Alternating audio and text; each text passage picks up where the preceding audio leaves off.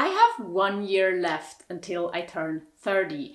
And honestly, my thoughts about that, my feelings towards turning 30 have changed a lot during the past few years. And I hope that this is going to be a positive video that makes you feel better about yourself, because I think it's a huge topic in our society, like turning 30 especially, but also aging in general.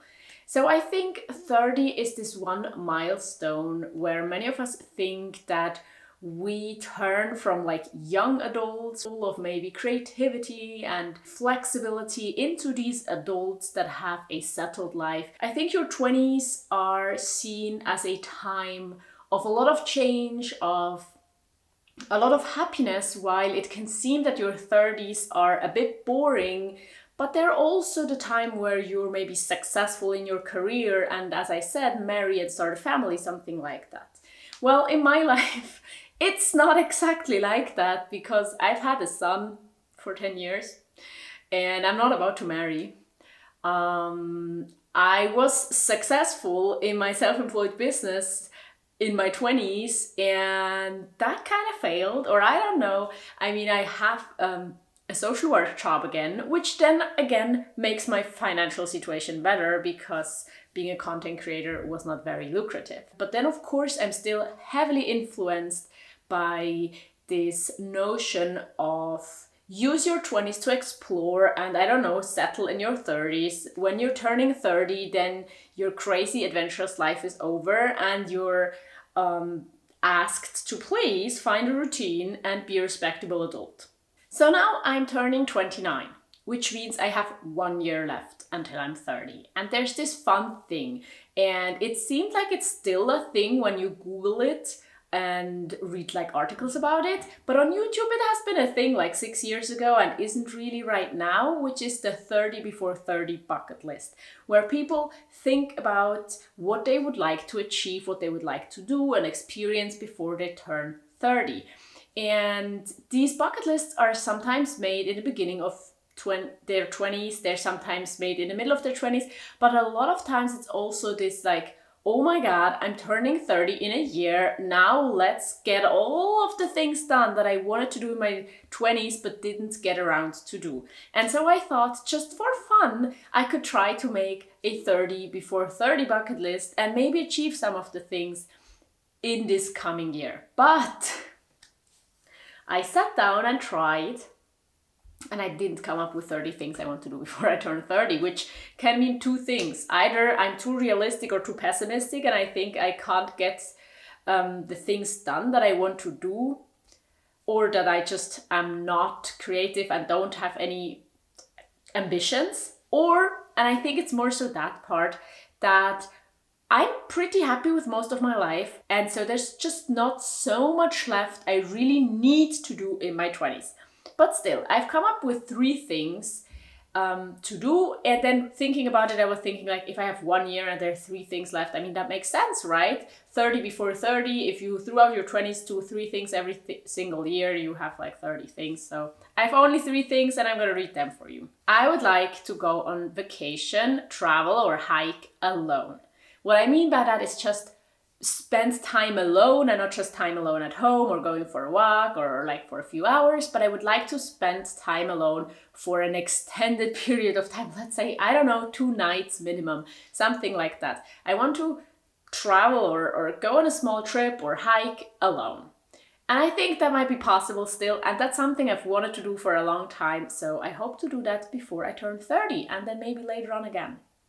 Then, another thing that I thought about a few months ago was like, I like to read, and for years I wanted to read more, and I thought, how fun would it be to read 50 books a year? So I was thinking about like 1 book a week, and then have 2 weeks where you don't have to kind of reach your goal, because I mean, life always happens. So I wanted to read 50 books a year, but then guess what happened? I've already read over 50 books in 2024.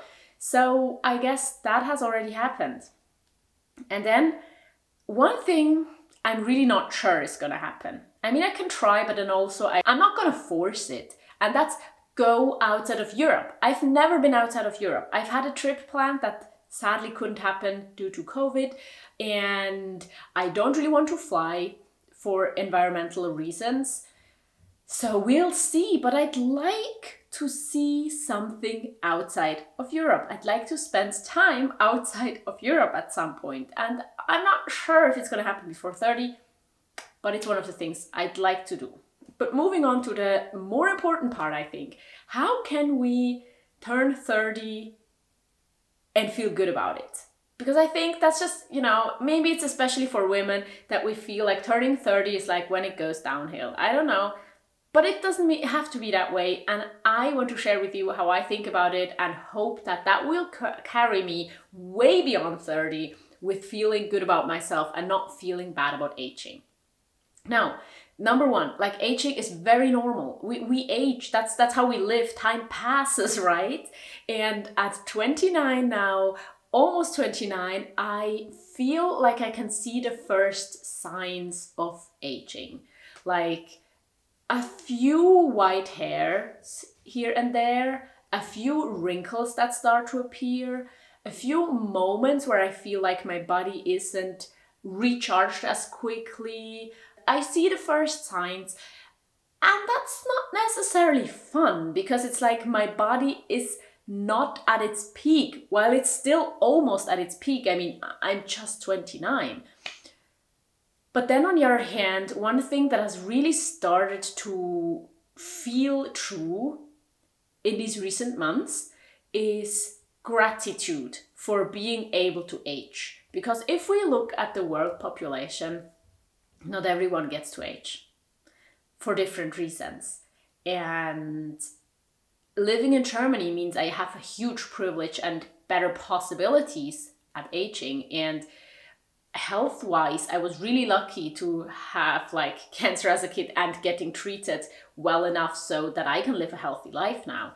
And all these things that can happen, sickness and being unlucky and having accidents and health problems that get worse and just happening to live somewhere where it's not safe for you, all of these things that can make your life so much shorter. And yes, 29 is not super old, but 29 is older than many people are able to live.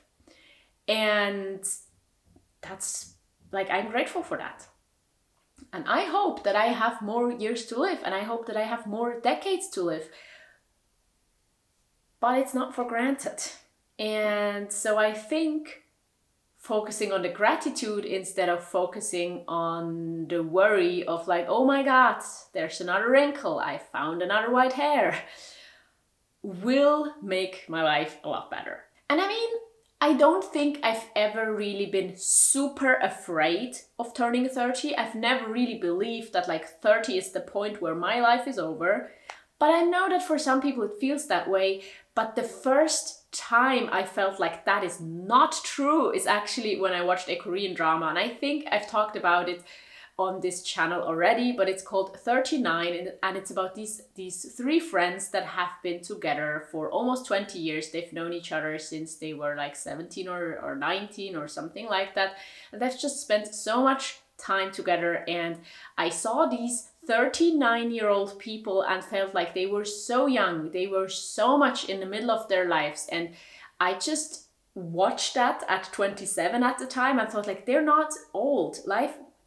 It seems like life is not over after 30. And I mean, I knew that. And just over the past year or so, I realized more and more how true that is.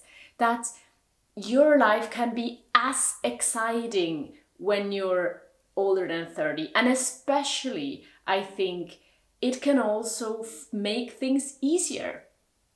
Just the added experience and knowing ourselves better, understanding why we do certain things we do, why we feel certain things we feel, having routines, having a basis, having maybe relationships and friendships, and just being a bit more settled in life, not in a boring way, but in a way that makes life easier and makes it easier for you to actually, make the decisions for yourself that will lead you to the life you want to live. And then another thing that I think I realized a lot.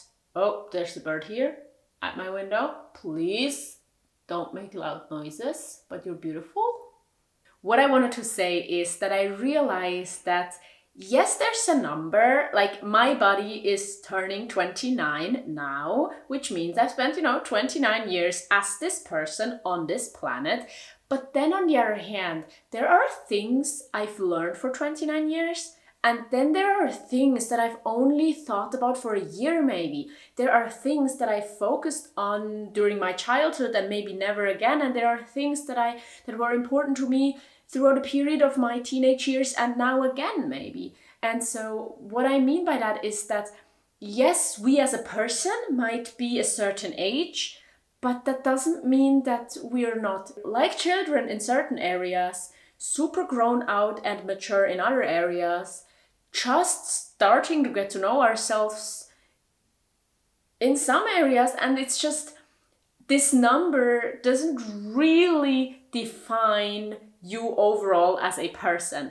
Like, there are things I've learned throughout these past months that make me feel like I'm a teenager again. And there are the things that I can do very, very well, where people say like, wow, you seem so mature, you're just 29, how do you know these things so well? Or I don't know, things like that. Also, being a very young mom, I'm 29, while other people are slowly starting to think about having children. I have a 10-year-old son. And this kind of counterintuitive ways my life fits together, that's how it feels sometimes.